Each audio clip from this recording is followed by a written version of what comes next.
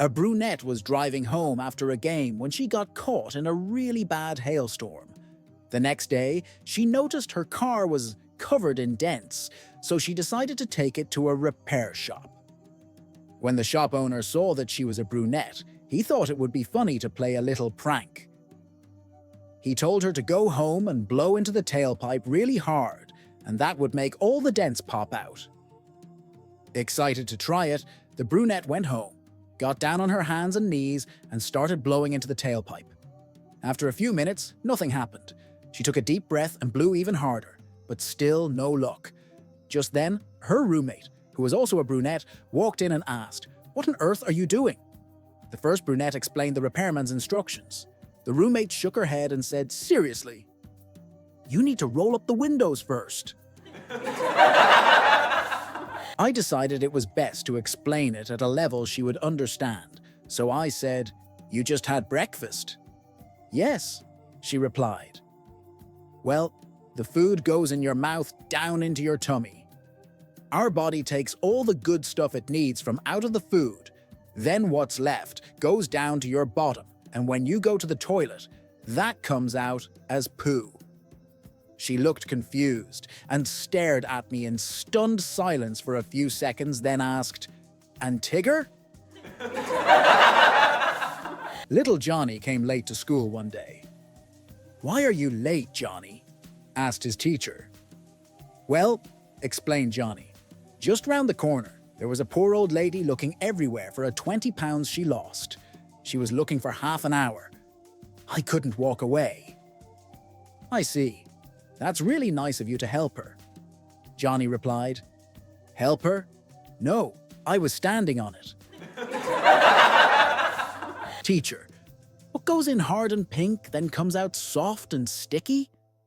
The principal's eyes widened, but before he could say anything, little Johnny. "Bubble gum!" The principal sighed in relief. "Teacher, all right, one more. What does a man do standing up, a woman does sitting down, and a dog does on 3 legs?" The principal panicked. Little Johnny, "Shake hands." The principal wiped his forehead. "Send this kid to university." Sean and Liam are craving a pint, but they only have €1 between them. Sean takes the coin, heads off, and returns with a sausage. Liam stares at him. "Are you mad? Now we're completely broke." "Trust me," Sean grins. "Just follow my lead." They stroll into a pub, order 2 pints, and down them before paying. Then Sean unzips his jeans, sticks the sausage through, and whispers, "Get on your knees and pretend to, you know." The barman explodes with rage and throws them out. After pulling the same trick in 10 different pubs and knocking back 10 pints, Liam groans, "I can't keep this up. My knees are killing me, and I'm hammered." Sean sighs. "You think you got it bad?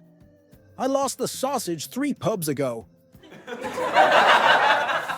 Charlie walks into his favorite deli for a bowl of soup. After getting seated and just about to eat, he calls the waiter over. When the waiter arrives, Charlie says, "Taste this soup." The waiter frowns.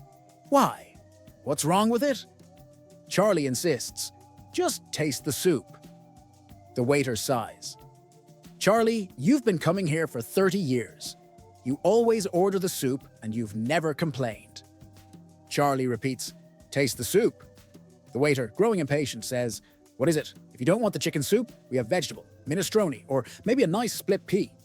Charlie, unwavering, says again, "Taste the soup." Finally, the waiter gives in. "All right, fine, I'll taste the soup." He leans in, ready to take a spoonful, but then pauses. "Wait, where's the spoon?" "Exactly," Charlie exclaims. "Where's my spoon?" A father and son went hunting together for the first time. The father said, "Stay here and be very quiet. I'll be across the field." A little while later, the father heard a blood-curdling scream, so he ran back to his son. "What's wrong?" the father asked. "I thought I told you to be quiet." The boy answered, "Look, I was quiet when the snake slithered across my feet. I was quiet when the bear breathed down my neck. I didn't move a muscle when the skunk climbed over my shoulder. I closed my eyes and held my breath when the wasp stung me. I didn't cough when I swallowed the gnat. I didn't swear or scratch when the poison oak started itching. But when the 2 squirrels crawled up my trouser leg, I just panicked when I heard one of them say, "Should we eat them here or take them with us?" A man runs out of gas while driving through rural Iowa. His cell phone dead. He walks along the highway until he finds a farmhouse. He knocks on the door, and an old farmer offers to fuel up his car after they finish dinner, which he kindly invites him to. While enjoying his meatloaf and company of the farmer and his wife, the man looks out the window and sees a one-legged pig wriggling around in the mud like an earthworm. "Say, if you don't mind me asking," says the traveler, "what's the story behind that pig out there? Looks like he's seen better days." The wife puts down her glass of milk and excitedly responds, "Golly, you should have seen what that pig has been through. He's a damn hero. 3 years ago, the chicken coop got hit by a tornado. Well, this little feller, he runs out into the storm and pulls out every single chicken before it was smashed to pieces." Impressed, the traveler responds, "Wow, that's incredible. I take it that's how he lost his legs." "Now just wait till you hear this," says the farmer. "Back in July, our grain silo got hit by lightning and it damn near went up in flames when our grandson was in there stomping down the grain. As God is my witness, this pig climbed up the ladder and pulled him out before the whole damn thing collapsed." Fascinated, the traveler interjects, "Golly, so then that must be how he lost his legs, right?"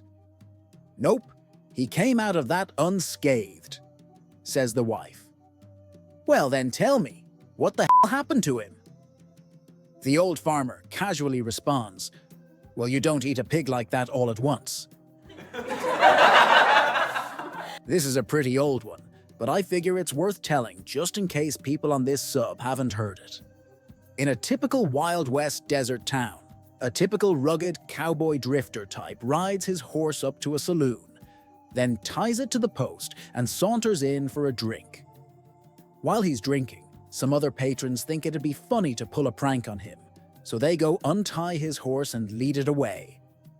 The visitor pays his tab and walks out, yells, "What in tarnation?"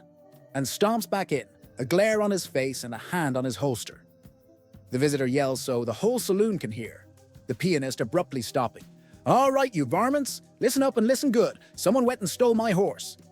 So here's how it'll be. I'm getting one more drink here, and by the time I finish, that horse had better be back at his post, or else I'm going to do something awful I did back in Texas.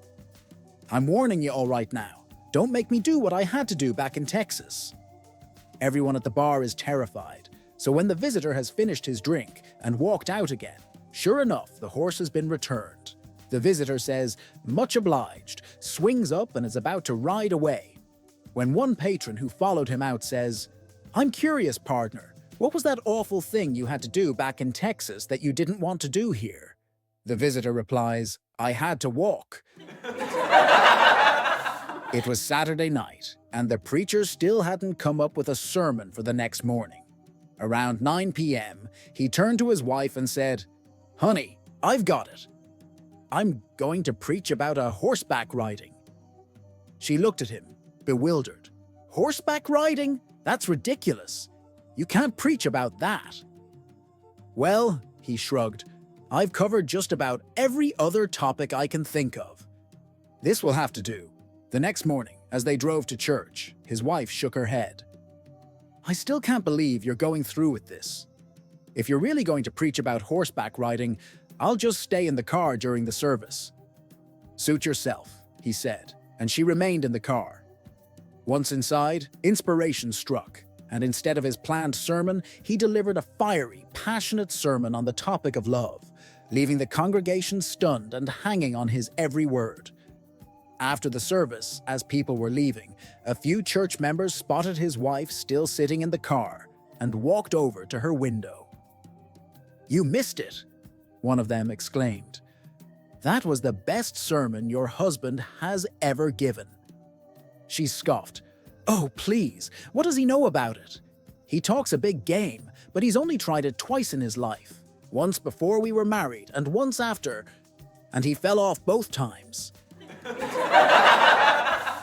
After dinner and a movie, Carl drove his date to a quiet country road and made his move. When Mary responded enthusiastically to his kissing, he tried sliding his hand up her blouse. Suddenly she away, got out of the car, and stomped home. That night she wrote in her diary, "A girl's best friends are her own two legs." On their next date, Carl returned to the country road. As they were necking, he slid his hand up Mary's skirt. Once again she pulled away, got out of the car, and stomped home. That night she wrote in her diary, "I repeat, a girl's best friends are her own two legs." On the third date, the pair returned to the country road. This time, Mary didn't get home until very late. That night she wrote, "Dear Diary, there comes a time when even the best of friends must part." Little Johnny came to class all beat up. Teacher, "What's wrong?" Johnny, "Our house is very small. Me, my mum and my dad all sleep in the same bed. Every night my dad asks if I'm sleeping. I say no, then he slaps my face and gives me a black eye." Teacher, "Tonight when your dad asks, keep dead quiet. Don't answer." The following morning, Johnny's teacher sees him with a severe swelling on his face. Teacher, "My goodness, why the swelling?" Johnny, "Dad asked me again if I was sleeping. I shut up and kept dead still. Then my dad and mom start moving. Mom was breathing heavy, kicking her legs up and making noises. Then my dad asked my mom, 'Are you coming?' Mom said, 'Yes, I'm coming. Are you coming too?' Dad answered, 'Yes.' They don't usually go anywhere without me. So I said, 'Wait for me, I'm coming too.'" A man walks into a bar and orders a whiskey. When the barman serves it up, he takes it out to the bench in front of the bar to drink it. As he's enjoying his drink, a nun walks by and glares at him sourly. "How can you pollute your soul with the devil's drink like that?" she asks. The man shrugs. "It's not the devil, it's just whiskey. But it's sinful and wicked." "How do you know it's so bad then? Have you ever tasted whiskey?" "Of course not. My sisters and mother's superior told me how evil drink is." "But how do they know? Have they ever had a drink?" They go back and forth like this for a while, before at last the nun relents. "Well, I suppose that if I were to try a sip of whiskey, I would better understand how it corrupts the soul. But it wouldn't do for any of my sisters to come by here and see me drinking. Could you order me one in a teacup?" The man agrees this is fair and walks inside to the barman. "2 whiskeys, but put one in a teacup, please." The barman slams his hand down on the bar and shouts, "Is that damn nun here again?"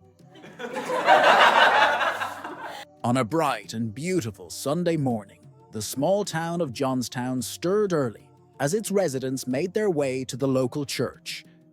Before the service began, the congregation sat in their pews chatting about their families, their lives, and the latest town happenings. Suddenly, in a flash of fire and smoke, Satan himself appeared at the front of the church. Chaos erupted as people screamed, scrambling over one another in a desperate rush to escape. Within moments, the church was empty, except for one elderly gentleman who remained seated, completely unfazed. Perplexed, Satan strode up to the man and sneered, "Do you know who I am?" "Yep, sure do," the man replied without a hint of fear. "And you're not afraid of me?" Satan pressed. "Nope, not one bit," the man said casually. Now thoroughly annoyed, Satan demanded, "And why not?" With a shrug, the old man leaned back and said, "Been married to your sister for 48 years. It was the end of little Lily's very first week of school, and she was not impressed. She stomped into the house, plopped her tiny backpack onto the floor, and crossed her arms with a dramatic sigh. Her mother, trying not to laugh at Lily's serious face, asked, "How was school, sweetheart?" Lily threw her hands in the air. "It's a disaster. I'm just wasting my time." Her mother raised an eyebrow. "Oh, why do you say that?" Lily huffed. "Because I still can't read, I still can't write, and they won't let me talk." Her mother bit her lip to keep from giggling. Well, honey, you've only been there for a week. Learning takes time. Lily wasn't convinced. Pfft! I thought school was about learning stuff. But so far, all I've learned is how to stand in line, how to sit crisscross applesauce, and how to be quiet. I'm very good at talking, you know. Her mother nodded. Yes, I've noticed. Lily continued pacing dramatically. And another thing, they keep making me share my crayons. My crayons. What if I run out of blue? What if I need blue? I love blue. Her mother sat down next to her. That does sound serious. And don't even get me started on nap time. Lily threw herself onto the couch. I never feel sleepy when they want me to nap. But the second we start math, boom, my eyes want to close all by themselves. Her mother finally let out a chuckle. Sounds like you've had a very rough week. Lily nodded dramatically. The worst. But she paused. I did make a friend. Her name is Sophie, and she has sparkly unicorn stickers. And she says she'll trade me one if I bring her a snack tomorrow. Her mother smirked. Lily, are you making snack deals in kindergarten? Lily grinned. Shh, Mom, it's called business. Her mother shook her head, pulling Lily in for a hug. Well, Miss Businesswoman, I think you'll figure school out just fine. Lily sighed. I guess I'll give it another week. But if I still can't read by Friday, I'm gonna need to speak to the principal. Her mother laughed. Deal. One morning, a wife finds a note from her husband on the fridge. My dear wife, I'm sure you'll understand that as much as I love and appreciate you, at 57 years old, you can no longer fulfill certain needs of mine. You are a wonderful wife, and I value you deeply. Therefore, I hope you won't take it the wrong way when I tell you that I'll be spending the evening with my 19-year-old secretary at the Comfort Inn. Please don't be upset. I'll be home before midnight. With love, your husband. That night, when the man returned home, he found a note waiting for him on the dining table. My dear husband, thank you for your honesty about my age. I'd like to take this opportunity to remind you that you too are 57. As you know, I teach mathematics at the local college. So while you're reading this, I'll be at the Hotel Fiesta with Michael, one of my students and the assistant tennis coach. He's young, energetic, and like your secretary, 19 years old. Since you're a successful businessman with excellent math skills, I'm sure you'll appreciate that we are in the same situation, except for one small difference. 19 goes into 57 a lot more times than 57 goes into 19. So don't wait up. I won't be home until morning. With love, your wife.